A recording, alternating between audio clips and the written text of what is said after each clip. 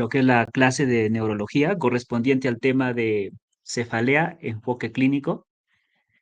Bien, cefalea es un tema corto, ya, pero hay que tener en cuenta que se asocia con diferentes patologías.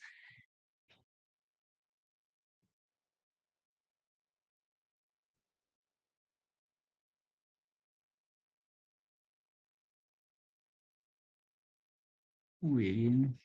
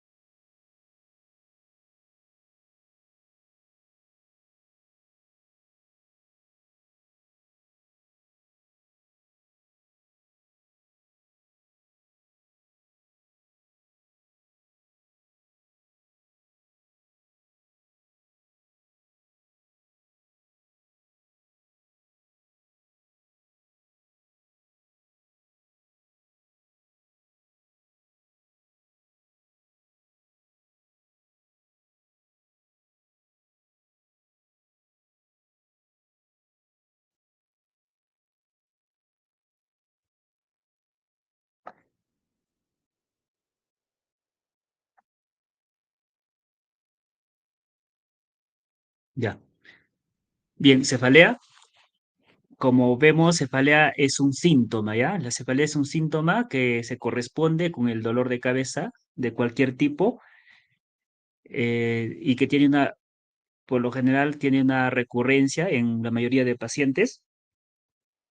Es el motivo de consulta más frecuente, tanto en la atención primaria de salud como en las urgencias. Hablamos que tiene una alta prevalencia. La prevalencia, esto se asocia generalmente, se dice hasta un 50% a nivel mundial cuando hablamos de cifras estadísticas, y también en el Perú hay datos importantes que hasta un 15% de la población presenta cefaleas a diario. Los datos relevantes que nos presenta de cefalea, vamos a ver que en ciertas regiones, como por ejemplo en Cerro de Pasco, se dice que hay un buen porcentaje de cefalea, y esto se debe a factores ambientales como la altitud. También se dice como dato estadístico que la cefalea tiene una elevada carga social, tanto en gastos que generan directos como indirectamente, y acá ya vemos, por ejemplo, un tipo que son las migrañas, que siempre los pacientes van a pedir certificado de descanso médico, y generando gastos tanto a nivel público como gastos directos para la propia familia. Puede asociarse a patología potencialmente grave, que hay que tenerlo en cuenta, la cefalea, de acuerdo a la presentación del cuadro clínico que estemos frente al paciente. Los síntomas de dolor de cabeza, vamos a tener que se asocian tres síntomas, por ejemplo, los síntomas clásicos, y estos síntomas son los que nos permiten para definir si estamos frente a una cefalea primaria o una cefalea secundaria. Por ejemplo, nos dice que el paciente, cuando está con dolor de cabeza y hacemos el interrogatorio, nos va a decir, describir de cómo es el dolor, y por lo general, por ejemplo, un dolor de hemicráneo, o sea, un lado hemicraneal, o homolateral, como se le llame. Generalmente nos puede precedir que estamos frente a una migraña, por ejemplo, ¿no? O puede ser que el dolor de cabeza que comenzó esté localizado en ocular o periocular, que sería secundaria. Secundaria que, por ejemplo, un chalacio, una conjuntivitis que causa con dolor, o un traumatismo, si es que tiene antecedentes de trauma. Vemos el dolor en banda o en vincha, por ejemplo, en casco, que le refieren otros pacientes, que se corresponde por lo general con una cefalea de tipo tensional. Otros tipos como dolor súbito muy intenso o como el dolor más intenso de su vida, que estaríamos frente a de repente una hemorragia subaranoidea, el dolor en cuello, que se dicen los pacientes generalmente que es tipo contractura. Entonces sería aún más asociado a lesiones o alteraciones a nivel de médula cervical, por ejemplo, y los síntomas que se asocian a la cefalea como náuseas, vómitos, fotofobia, ¿no? Que son los síntomas generales asociados en migraña, que tenemos este tipo de patologías. Tenemos otros criterios como son los síntomas inespecíficos, es decir, los síntomas que no me determinan, ¿no? Si estoy frente a un dolor de tipo de una cefalea primaria o una cefalea secundaria. Entonces, acá tenemos, por ejemplo, lo que los pacientes nos describen como un dolor que aparece en un lugar y que luego aparece en otro lugar o se hace de forma global. Entonces, esto no me determina si estamos en una cefalea primaria o una cefalea secundaria. Tenemos el dolor que se asocia con adormecimiento de un lado de la cabeza, ¿no? Que se extiende hacia el hemicuerpo, ipsilateral. También los pacientes acá lo refieren mucho y ellos piensan que algo grave está pasando o como que se le va a dar un derrame, una parálisis. Entonces, por lo general no nos define esto, si estamos con una célula primaria o secundaria. La sensación de que cuando hay dolor de cabeza y el paciente dice hay una sensación que algo se va a romper, es un dolor que late, punzátil, como que se va a romper un vaso sanguíneo, algo así, lo refieren los pacientes, también no me determina si es un dolor que estamos de una cefalea primaria o una cefalea secundaria. Entonces son síntomas muy inespecíficos para los dos cuadros que no nos permiten diferenciar una sensación, por ejemplo, de ruido asociado, ¿no? Que no lo clasifica en cuál tipo de cefalea podemos estar. Pero, ¿qué es importante del dolor de cabeza? Hay que ver los signos de alarma en la cefalea. En una cefalea aguda, por ejemplo, los signos de alarmas o una cefalea que esté cursando como el peor dolor de cabeza de su vida, sí nos puede ya predecir que estamos frente a un dolor de cabeza o una cefalea de tipo secundaria y una de las patologías que debemos buscar es por lo general la hemorragia subaranoidea. Tenemos un primer episodio que es de cefalea. También nos permite buscar otras causas. Ya no estamos de repente a un dolor de tipo tensional, de tipo migrañoso, ¿no? Puede ser una cefalea que se deba a otras causas. O un dolor de cabeza que empeora en el paso de los días.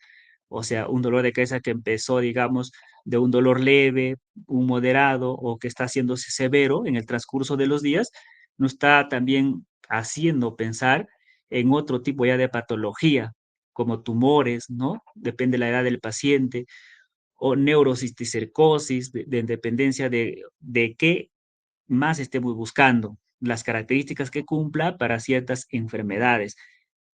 Un examen también, un dolor de cabeza que venga el paciente y nosotros al examen físico encontremos una focalización, es decir, por ejemplo, aquel paciente que está con cefalea y nosotros lo estamos evaluando y encontremos algo anormal como una midriasis, una anisocoria, ¿no? Que encontremos, o el paciente refiere a una diplopía, ya que son pacientes ya con otras patologías, como por ejemplo un macroadenoma. Entonces, el paciente que presenta cefalea y hace fiebre o hace vómitos que lo anteceden, es decir, los vómitos en proyectil o los vómitos que están diciendo que este paciente está haciendo una hipertensión intracraneal. Entonces, estas cosas hay que buscar, ¿no? En los pacientes son signos de alarma que nos ponen a decir este paciente está presentando algo más que hay que buscarlo, hay que hacerle un examen adicional, una tomografía quizás, o paciente que en el examen por encuentro signos meningios y se asocia a fiebre, quizás estamos frente a una meningoencefalitis, ¿no? O también una encefalitis, o el paciente que haga signos meningios pero sin fiebre, que serían las hemorragias aranoideas, tanto de tipo traumáticas o no traumáticas, que en el caso de que si es traumática, él va a tener el antecedente del paciente, nos va a decir que ha sufrido una caída.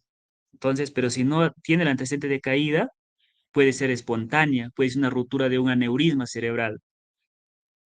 La cefalea, por ejemplo, que interrumpe al sueño, que es otro signo de alarma. El paciente está durmiendo normal y dice, el dolor me ha despertado, doctor. Entonces, ustedes tienen que buscar acá ya los síntomas de alarma, ¿no? Y poner más eh, los algoritmos diagnósticos del tipo de cefalea. El comienzo después de los 55 años, o sea, un paciente que nunca me tuvo dolor de cabeza y dice, doctor, son primeros episodios que me está apareciendo y va empeorando. Entonces, en estos pacientes, algo más está pasando.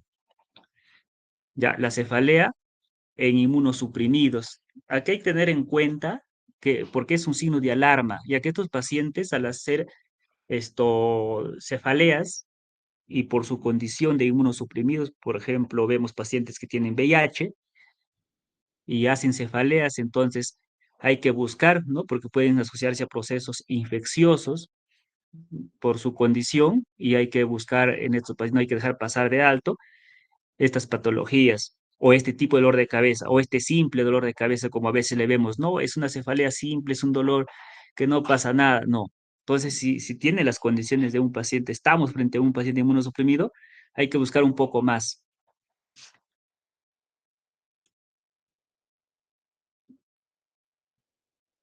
Cuando hablamos de clasificación de las cefaleas, nosotros vamos a ver, ¿no? Las cefaleas se clasifican en tres grandes grupos, según la Sociedad Americana de Cefaleas, en su tercera edición, pero también los libros de semiología, como el libro Argente Álvarez, lo clasifica los tipos de cefalea más frecuentes. ¿Ya? Y tenemos a dos grandes grupos, las cefaleas primarias, y dentro de las cefaleas primarias, que son las que ocurren en más del 90% de los casos, y unas cefaleas secundarias. En las cefaleas secundarias solamente lo conforman un pequeño bloque del 10%, pero son las más peligrosas. Y otros tipos ya de cefaleas, ¿no? En casos especiales. En las cefaleas primarias, en su clasificación, no se vayan a olvidar que tenemos la cefalea tensional, tanto una cefalea tensional aguda, una cefalea tensional crónica, una migraña, con los diferentes tipos de migraña, migraña con aura, por ejemplo, está la migraña sin aura, está la migraña basilar, que te da síntomas de región posterior, y te da la migraña maligna, que hace focalización, que estimula un infarto, ¿no? Entonces, tenemos los diferentes tipos de migraña que ustedes profundicen en sus libros de semiología. Tenemos otro tipo de cefalea, que es la cefalea de Horton o en racimo, que se le llama, ¿no? ¿Ya? Y otros tipos ya de cefalea asociadas por otras causas. Es en las cefaleas primarias. Cuando vemos las cefaleas de origen secundario, nosotros vamos a ver por su causa subyacente identificable. Nosotros vamos a buscar, ¿no? Y una de sus tipos, por ejemplo, está las cefaleas de origen traumático. Ya en origen traumático, entonces nosotros vamos a ver historia relacionada reciente con un trauma. Y esto puede pasar a ser crónica también. Una cefalea, por ejemplo, con una hematoma subdural crónico. Los hematomas subdurales que pueden ser agudos y crónicos, pero tiene el antecedente de qué? De que el paciente ha sufrido una caída o se ha golpeado. Entonces, siempre buscar esas causas. Y las no traumáticas, por ejemplo, tenemos las causas vasculares, ¿ya? Las vasculares, por ejemplo, que son de inicio súbito, una cefalea en trueno se le llama, o mucho más si se asocia a un déficit focal, un déficit motor. Entonces ahí hay que ver qué hay que buscar: hemorragia subarachnoidea, un infarto, una disección de las arterias o una trombosis, por ejemplo, de seno venoso, ya, y las de origen no vascular, por ejemplo, que realmente son pacientes que presentan un cuadro de cefalea progresiva. Si le hacemos un fondo de ojo, encontraremos papiledema, una encefalea que empeora en el decúbito. Entonces, ahí que tenemos son, por ejemplo, las cefaleas que cursan una hipertensión intracraneal, ya, hipotensión, están los tumores, los abscesos cerebrales. ¿Cuál sería lo relevante? Como le estaba diciendo, son fiebre, ¿no? En los abscesos siempre hay fiebre y en sus diferentes tipos de fiebre que han estudiado ya, fiebre en picos que da los abscesos, de cualquier nivel, asociado a focalización. Nosotros tenemos lo que se llama también asociadas sustancias, perdón, a sustancias, ¿ya? Sustancias tóxicas, por ejemplo, pero ahí tienen el antecedente, hay que buscar también, se asocia ya sea al uso o a la retirada de sustancias tóxicas. El benceno, el plomo, ya el alcohol, que es una sustancia tóxica.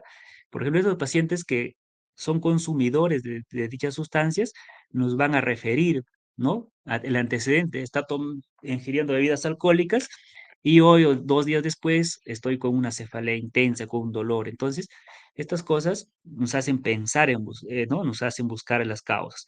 O causa infecciosa, ya tenemos la meningitis, la encefalitis, de otras causas sistémicas que hacen infecciones, pero aquí hay que buscar como rigidez, signos meningios a la exploración, ¿no? Rigidez de nuca, alteraciones de conciencia, pero siempre asociado a la causa febril en estos pacientes. Ya hay que recordar acá, importante, que la meningitis bacteriana, viral y de origen tuberculosa, hay una diferencia en el tiempo. La de origen tuberculosis es un poco más subaguda en comparación con las otras. Y lo que nos hace el diagnóstico es la punción lumbar, ¿ya? Entonces, en este caso, el diferencial ya definitivo lo tenemos a través de una punción lumbar. Tenemos, por ejemplo, alteraciones en la homeostasis también, que se asocia a alteraciones metabólicas graves. Dentro de esto tenemos la hipoxia, que es un dolor de una cefalea, una causa de cefalea, la hipercapnia, la hipoglicemia. El paciente puede estar presentando esta cefalea por estas causas. Entonces, hay un montón de etiologías que nosotros debemos pensarlo de acuerdo a lo que el paciente nos refiera. Vamos a ver, por ejemplo, las de origen estructurales locales, o sea, que tienen relación, por ejemplo, relacionado con estructuras específicas, tenemos el glaucoma, en senos paranasales tenemos la sinusitis, problemas odontológicos, cervicalgias, son estructuras que están relacionadas y se manifiestan con cefaleas. Y tenemos también condiciones psiquiátricas donde hay trastornos somatomorfos, ¿no? Esto generalmente, por ejemplo, si hay un dolor sin una base orgánica asociada o síntomas emocionales, ¿no? Asociadas a síntomas emocionales, por lo general. Estas son las causas que debemos buscar en cefaleas secundarias, según la clasificación que le decía, le mencionaba, la tercera edición de la Asociación Americana.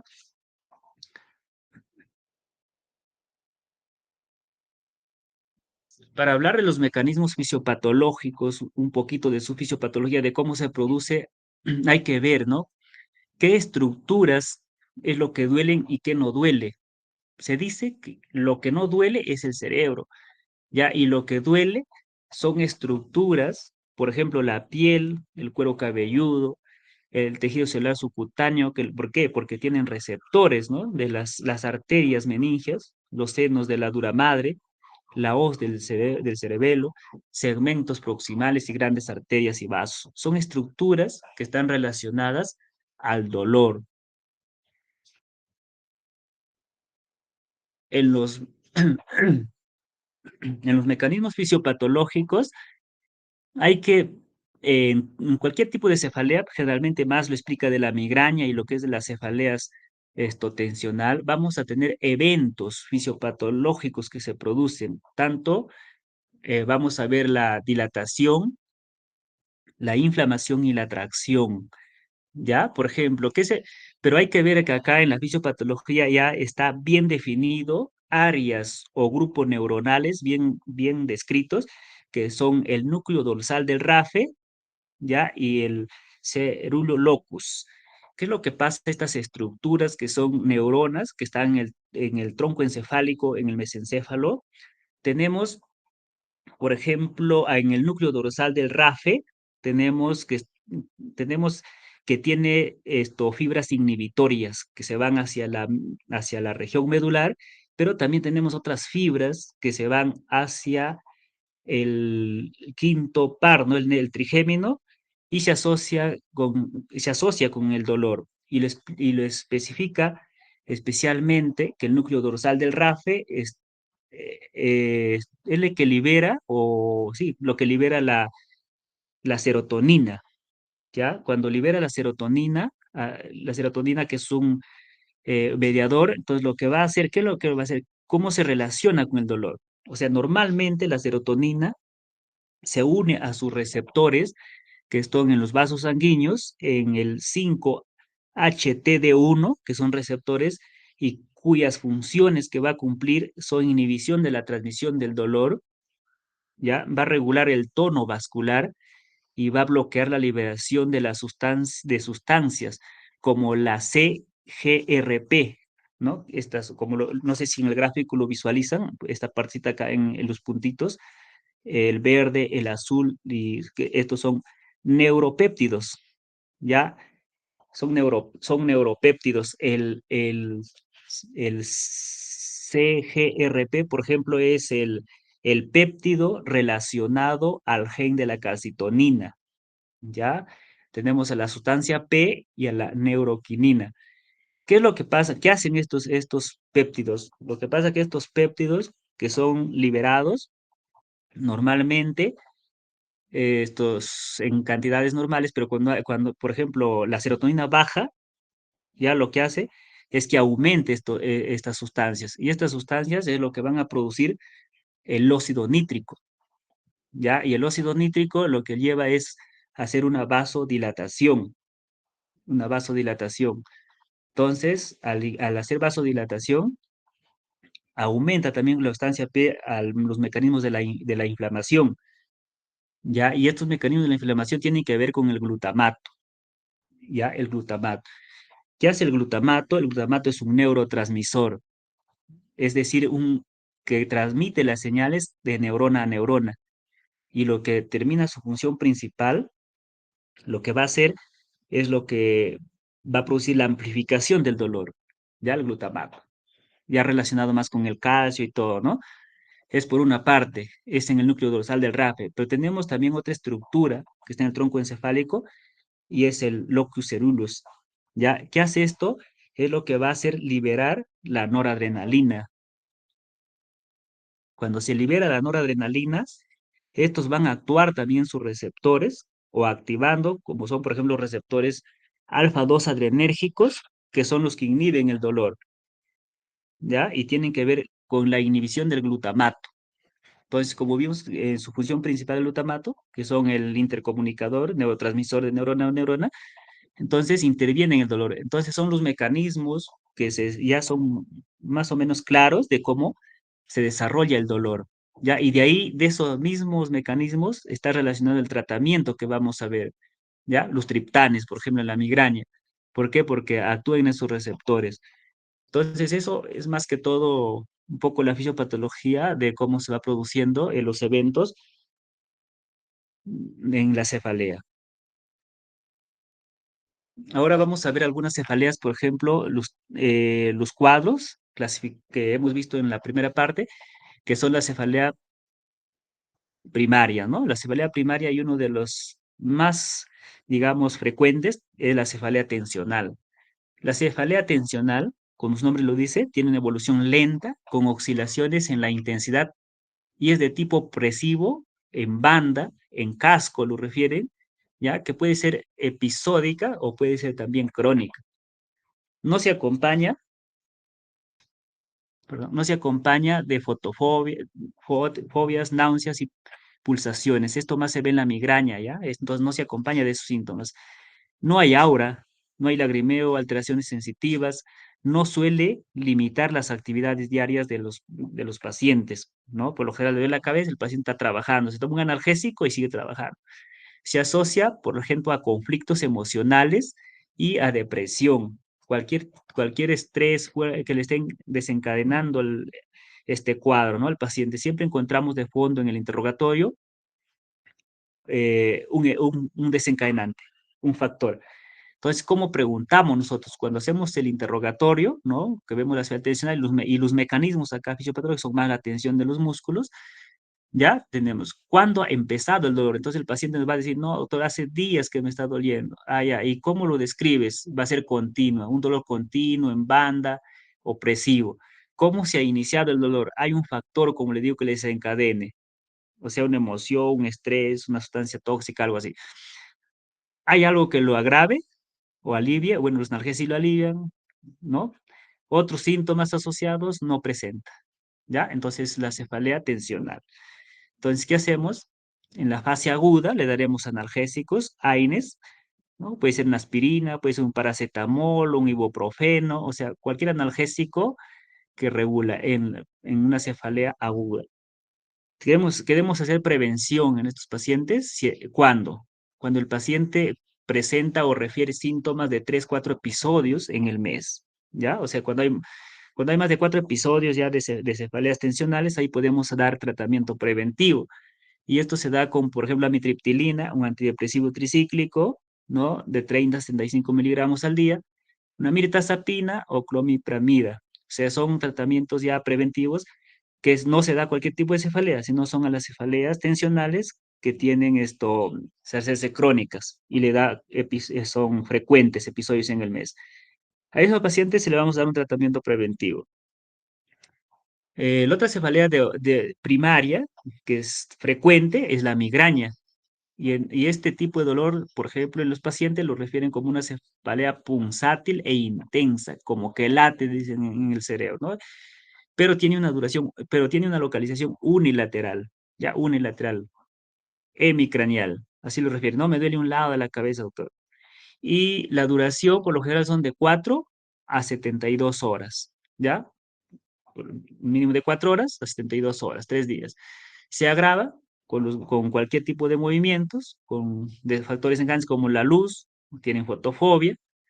Algunos pacientes presentan náuseas, presentan vómitos y también está relacionado a ciclos menstruales en las mujeres, alcoholismo, ya, estrés, insomnio. Es más frecuente en mujeres. Puede tener alteraciones visuales, ya que el dolor se dice que se inicia en la parte posterior y luego se propaga hacia la parte anterior. Es lo que lo refieren los libros. Entonces, es una patología frecuente y como les dije, que lleva también a certificados médicos, ¿ya? Por el reposo, descanso médico que se le da. Entonces, son las cefaleas de origen primario. Y acá no olvidar de precisar que son las cefaleas esto, migrañosas con aura, sin aura, vacilar y las cefaleas migrañosas malignas, que tiene una focalización. Es la diferencia. La con aura, o el paciente siempre antes que le dé el dolor de cabeza va a decir, doctor, antes que me dé la cabeza veo lucecitas, fotoxias que se le dice, ¿no? Que el nombre, o sensaciones, por ejemplo, de cualquier otro origen, ¿ya? O sensitivas, incluso sensitivas, eso es la con aura. Y la cefalea migrañosa que tiene, o llamada maligna, tiene focalización. ¿Qué puede pasar? ¿Ya? Pues una afasia, algo pasar así, simulando como un infarto. Entonces son las cefaleas migrañosas. Igual, en la anamnesis que preguntamos, ¿cuándo ha empezado? Hace unas horas. ¿Cómo se describe? Punzátil. ¿Cómo se ha iniciado el dolor? ¿O cómo se ha iniciado el dolor? ¿Ante qué? Ante un estrés, ante el alcohol, menstruación, insomnio, son con los factores que asocian. ¿Hay algo que lo agrave? Sí, los movimientos, la luz. Miren, acá hay algún diferencial que tienen que verlo en la migraña, el movimiento. O sea, el paciente está tranquilo, no quiere moverse, está tranquilo ahí, ¿no? No se mueve, porque le duele más. Porque hay una cefalea que el paciente está intranquilo, como que se alivia cuando él está en movimiento. Y lo vamos a ver más adelante. Otros síntomas asociados, tenemos ya las náuseas o sudoración y afectación del habla en caso de la migraña maligna, como les estaba mencionando. ¿Cómo tratamos? El tratamiento va a ser en la fase aguda y también en la fase preventiva.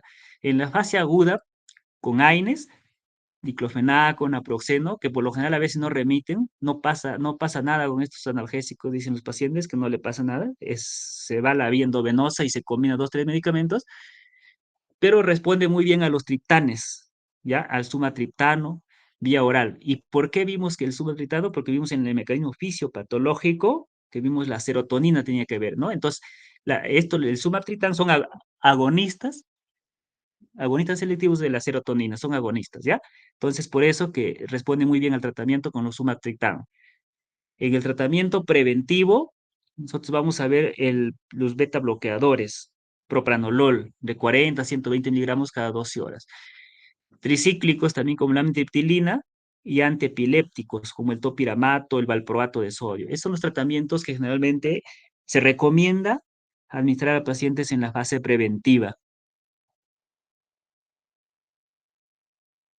Vamos a tener la cefalea primaria, otro tipo como en la de racimos o la de Horton, ¿ya? La cefalea de Horton es una cefalea más que predomina en varones. Se da entre los 50 o 20, 50 años, relación de 3 a 1 en relación con las mujeres. Acá hay una característica y no se pueden confundir con este tipo de cefalea. Este es un episodio de corta duración, pero miren, durante la crisis el paciente está inquieto, intranquilo, está en movimiento, ¿ya? O sea, el paciente como si se aliviara, él dice, me duele la cabeza, pero está que se mueve a un lado, que camina en la consulta, o sea, que le duele la cabeza. Es como si fuera que lo alivia ese movimiento. Entonces, es una característica. Pero la otra característica es que tiene el ojo enrojecido, tiene epífora, rinorrea, tosis parcial, o sea, este dolor de cabeza se caracteriza de esta forma en la presentación clínica. Es unilateral, también puede tomar lo que es la zona orbicular y temporal. Relacionada, se relaciona, el paciente está bebiendo alcohol o ha estado tomando medicamentos nitritos y que comienza en la noche, tiene predominio nocturno. Entonces es un tipo de cefalea que no nos puede pasar el diagnóstico, ¿ya? Si cumple los criterios, rápidamente es un Horton o no. Cuando hacemos la anamnesis o preguntamos, igual vamos a decir cuándo ha empezado su dolor, siempre, hace minutos, cómo se describe, miren, es punzátil, insoportable, duele bastante, cómo se inicia el dolor súbitamente, hay alguno que lo agrave o algo que lo alivie, la luz, ruidos, ¿ya? Otros síntomas asociados, ahí están los síntomas, ¿no? El lagrimeo, la rinorrea, sudoración y ojo rojo. Entonces son la cefalea de Horton. ¿Qué damos? ¿Qué tratamiento? En la cefalea de Horton hay que acordarnos el tratamiento, porque a veces podemos diagnosticar, pero ¿cómo lo tratamos? ¿Damos analgésico? No. También lo podemos dar, pero lo que se cura en la fase aguda es con inhalación de oxígeno, alto, 100% se dice, de oxígeno, ¿ya? Que el oxígeno va a producir una vasoconstricción por mecanismos a nivel cerebral. Pues está relacionado con la vasodilatación, todas las cefaleas. Entonces, al hacer inhalar oxígeno alto flujo, dice de 10 a 15 minutos máximo, ya remite, ¿eh? Paciente que llega con toito ese cuadro, lo pones oxígeno alta dosis y rapidito disminuye el dolor.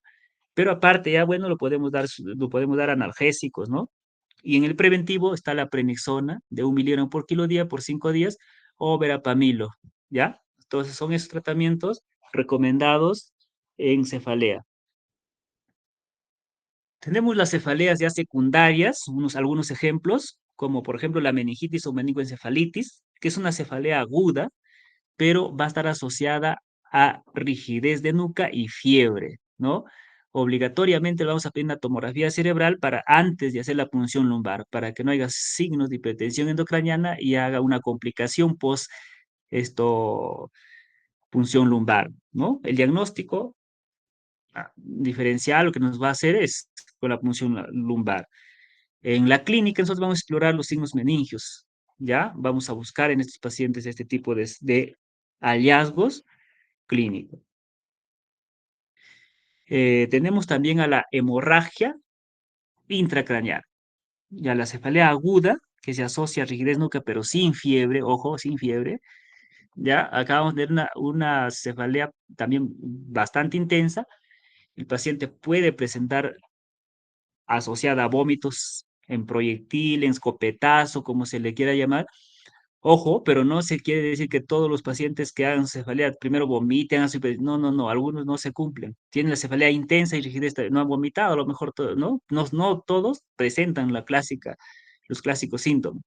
Entonces, a estos pacientes le pide una tomografía y en la tomografía se encuentran lo que se llama ya las lesiones hiperdensas, que son que se ven en la tomografía, esas zonas blancas que se ven en el cerebro, es sangre, se corresponde con la densidad sangre. Entonces, es el diagnóstico. Y una de las patologías también que debemos tener en cuenta, que es el artritis de la temporal, ¿ya? Una artritis de la temporal, que es causa de cefalea secundaria, es de inicio en mayores de 50 años. Por eso que uno de los síntomas de alarma que le estaba mencionando y que buscábamos al inicio, decía, ¿no? Cefalea de inicio después de los 50 años. Y acá está, y acá vemos el por qué. Esta cefalea se asocia con pérdida de la visión. Hay claudicación mandibular y fiebre. Entonces el paciente no puede masticar, ¿no? Hay claudicación mandibular, fiebre. El dolor es intenso, ya a la palpación del cuero cabelludo. Al apoyarse la cabeza, o sea, cuando el paciente se acuesta, por ejemplo, apoya la cabeza en una almohada o al peinarse, él va a sentir la sensibilidad del dolor, porque es intenso el dolor, ¿ya? Y el diagnóstico definitivo se le da la biopsia de la arteria temporal, ¿ya? Pero cuando le exámenes en sangre por la fiebre y todo, BCG va a estar alterado. El tratamiento ya va a ser la prednisona, los esteroides. Los corticoides son los que dan son el tratamiento de elección para este tipo de patología y el tratamiento es de 4 a 6 semanas, ya 80 miligramos por 4 semanas a 6 semanas para que baje la inflamación. Entonces, una artritis temporal, ojo que es grave, ¿no? Puede quedar ciego el paciente y te tiene que diagnosticar rápido, si cumple con las características, ¿ya? Si es una cefalea de mayor de 50 años, que es súbita, que pierde la visión, claudica intermitente, fiebre. Entonces, esto es una cefalea que debemos tenerlo en cuenta en nuestros diferenciales cuando tenemos frente al paciente.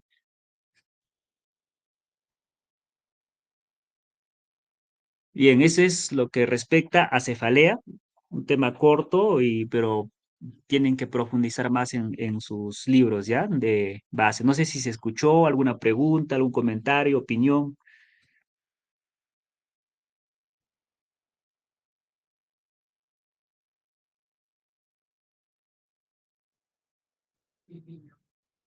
¿Aló? ¿Alguien por ahí que quiera preguntar o no se entendió nada? Todo claro, doctor. Ya, miren, ya les hago llegar la exposición a sus compañeras con el grupo rotación. Nayeli le paso la diapositiva para que les pase, pero lo refuerzan en su casa, en su libro, ¿ya? No deben fallar lo que se falea en cuanto al examen, ya que tiene muchas características de cada patología y pueden hallar, realmente son a modo de casos clínicos o semiología que le pregunten, pero es un tema fácil, como les digo, ¿ya? O sea, lo estudian, lo refuerzan, es un tema corto, pero sí de mucha importancia porque tiene sus consecuencias incluso mortales si es que no lo diagnosticamos. Bien, entonces, si todo quedó claro, damos por concluido y bueno, ya les envío la diapositiva. Gracias, doctor. Hasta luego. Gracias, hasta luego.